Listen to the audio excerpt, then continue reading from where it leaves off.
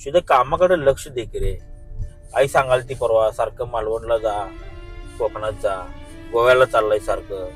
हा, संगत चांगली पाहिजे रे.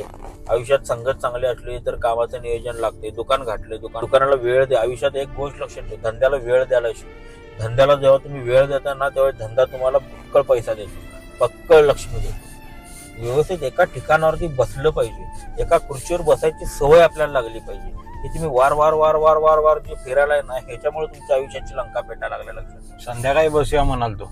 इथे काय उद्यापासून आपल्या कामाचं परफेक्ट नियोजन करू शकतोय सोड.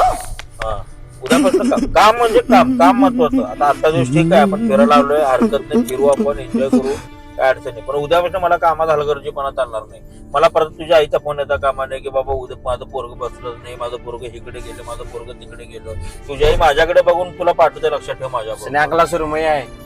आईला मी समजावून सांगतो घे, मी आईला व्यवस्थित समजावून सांगतो. उद्यापासून काय आज एक दिवस फिरायला आले पोरग, काय काय अडचण आहे?